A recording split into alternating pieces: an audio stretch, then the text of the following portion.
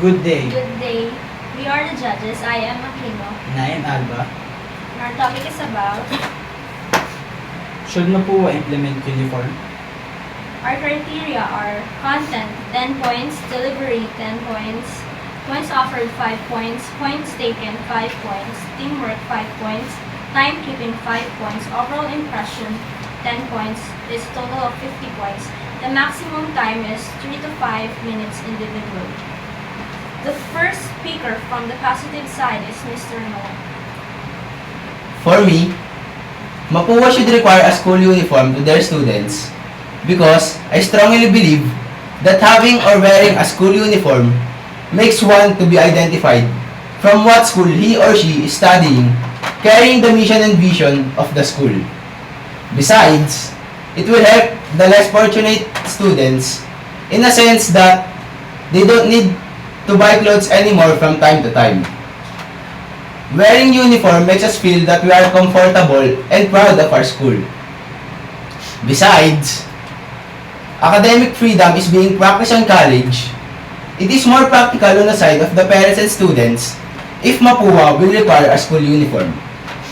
Practical in the sense that instead of buying more clothes to use daily, we can use that money to buy books and other materials that the students need.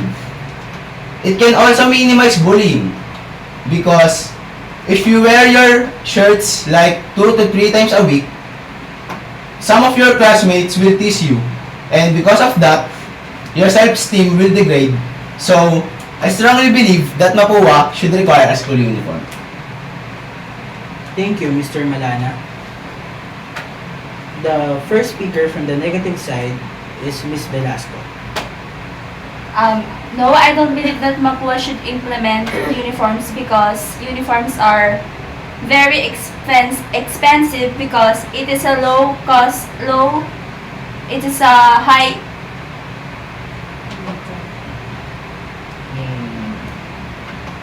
Pwede ka twist party. Pwede mo tingnan mo. Pwede mo tingnan mo.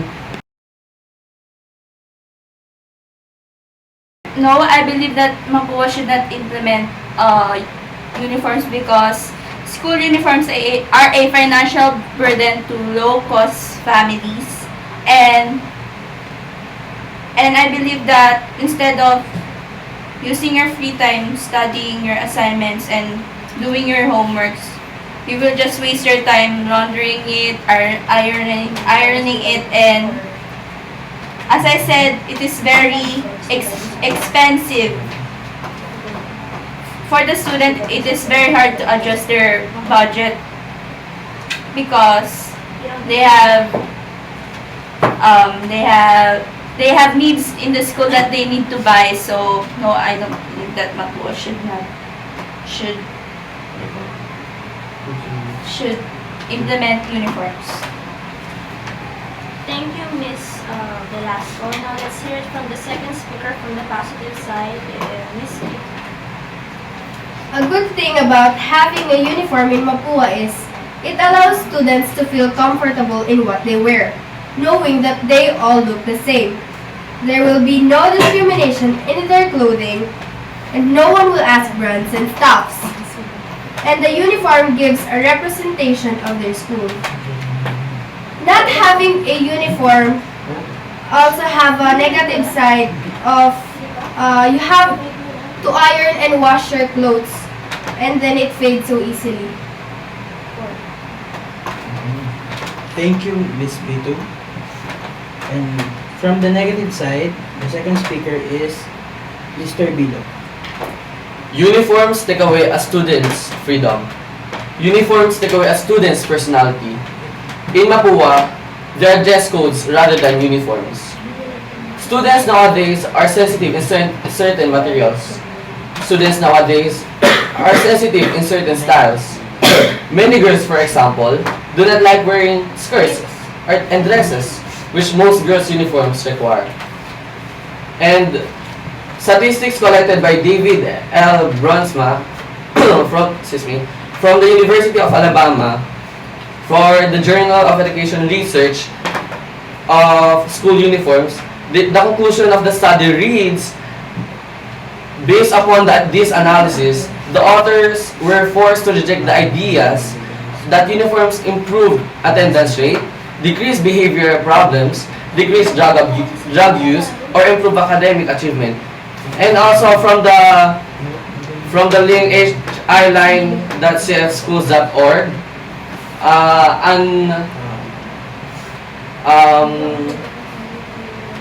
it tells that uniforms lead to limited self-expression, and limited self-expression pushes students to find ways to express themselves, which leads them to trouble. That's all. Thank you, Mr. Bilal. Now let's hear it from Mr. Allen. There are many good reasons for Mapua to require uniform. One is, wearing uniform can affect students psychologically in a positive way.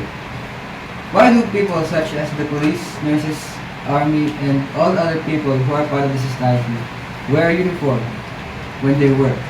It's because when they wear uniform, they can clearly see what they are, what they're responsible for, and what their jobs are. We can say the same thing to students. They will be more responsible for being one. Therefore, wearing uniform helps boost self-esteem and self-confidence to fulfill the purpose of being a student.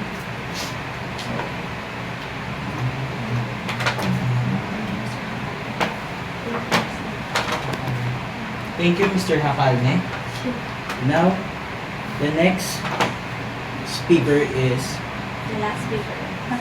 the last speaker is, From the negative side is Miss Montecillo. Mr. Janicio. Sorry. Uniforms should not be implemented in Mapua. Why? Because uniforms are not efficient. Why would you buy uniforms when you already regularly buy civilian clothes? Civilian clothes are multi-purpose clothes. They only cannot be used for school, but you can use them for going to the mall, parties, and other places where you can find amusement. Uniforms means more laundry to the people who does laundry. Because uniforms are extra clothes, while your regular clothes are your civilian clothes. Am I right or wrong? And let's go to the fact that in some places like Divisoria, Quiapo, and other malls that have low standards or have cheaper clothes than the one you have than the uniforms that they sell at school. And also, once you outgrow your uniforms, you'll need to buy a new one. And again, uniforms are only used for school, while civilian clothes are multi-purpose because schools discourages students to wear uniforms while going to the mall, partying, or even going to the mass. that is all. Thank you.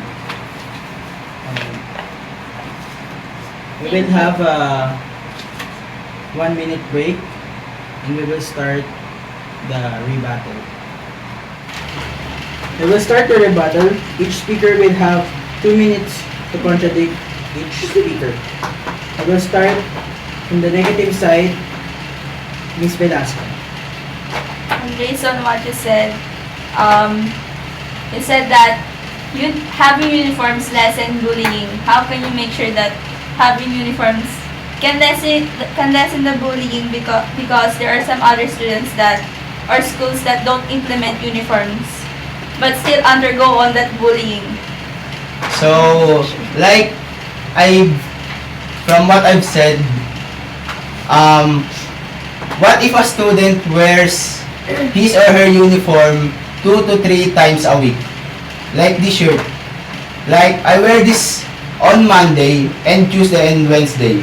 So, you can tell that you won't teased by your classmates. Of course, it's not. It will lessen bullying because uniforms will make us equal.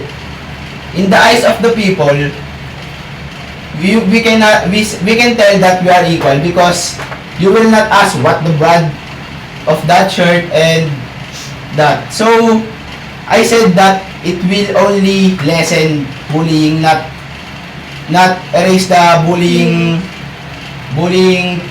topic at all, like that.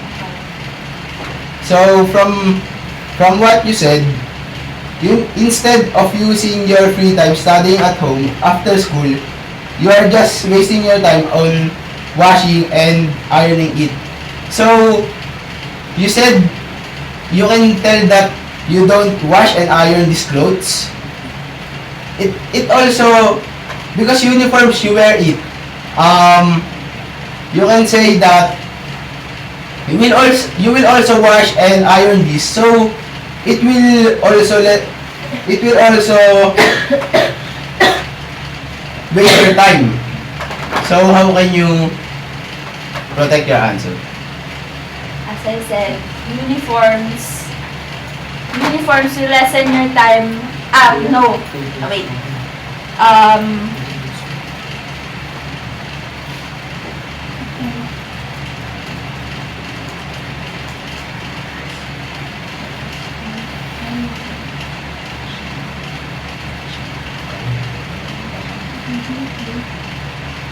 So, thank you, Ms. Velasco, but you've already succeeded the maximum time.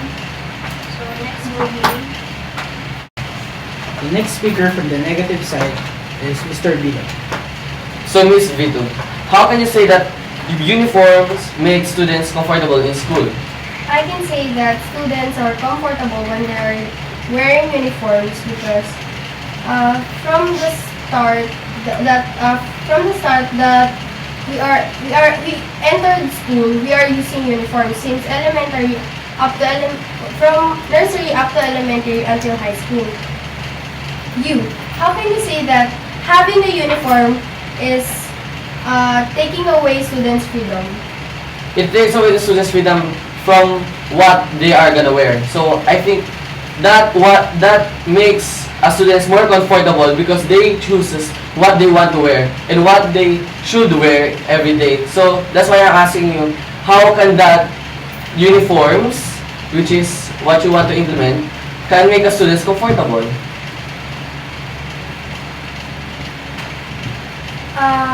Schools, the design, schools will not have a design that students are not comfortable with. I'm sure with it because the schools wants the students to become comfortable with the uniform. Okay, I think that is very far from what I want to hear. So I'm gonna ask you another question. How does the representation of students affect in the academic standards of a school?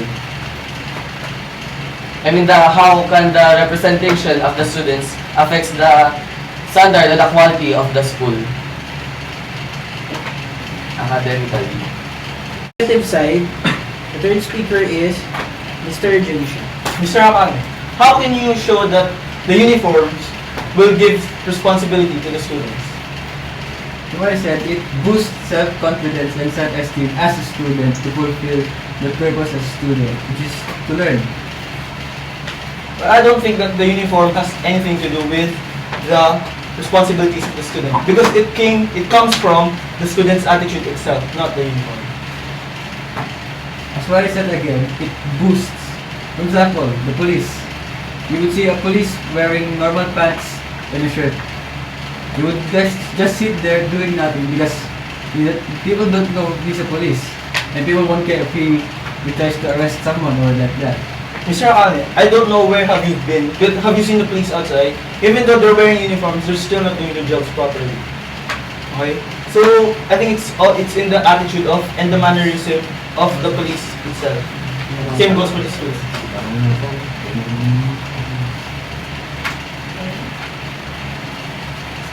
Sige na. Ako na ba? Oo, sige na. Sige na. Cut mo yun na. Sinabi ko. Regarding your part, you said, why buy uniform when you have civilian clothes? And the uniform gives more laundry. Uniform and civilian clothes are clothes. They're just clothes. They're the same. So when you use civilian clothes to go to school and use uniform to go to school, that's just the same. No, it's not. No, it's not.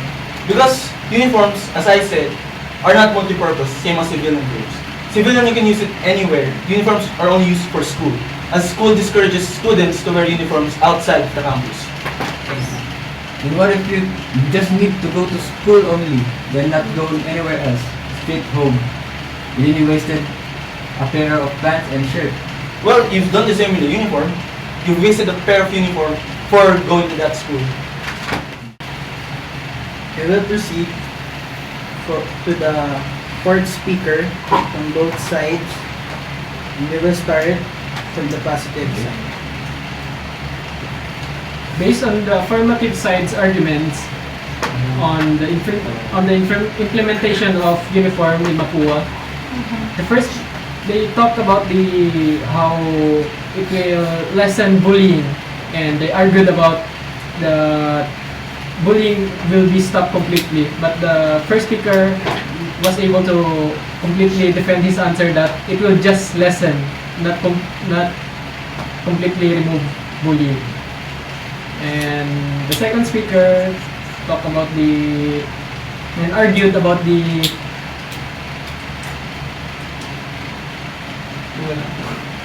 Pakat nga! Okay, cut niya.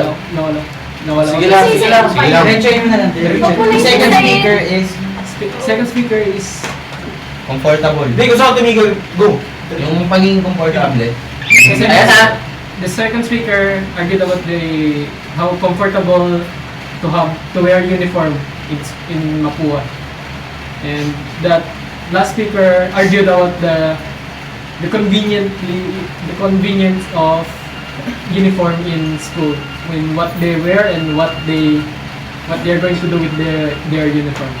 Therefore, we conclude that Mapua should require students to wear uniform. That's all. from the From the negative side, is Montecillo. Uniform should not be implemented in Mapua. Uniforms are used by the students to represent their school. If uniform is implemented in Mapua, it will be a big change for all the students. They will have a hard time to adjust. Our own clothes are more comfortable. It doesn't matter what you wear in class as long as you are comfortable but responsible.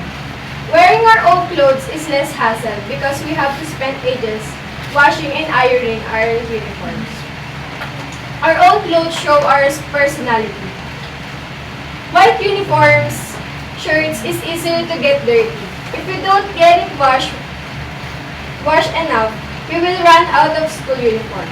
More students would want to join our school if they saw that we got to wear what we wanted. With the negative side, are not agree in implementing school uniforms.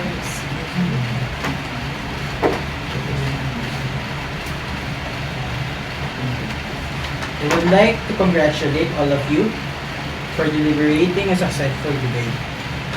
Now we will proceed. To the scores of Team A and Team B. We've just computed the scores of Team A and Team B.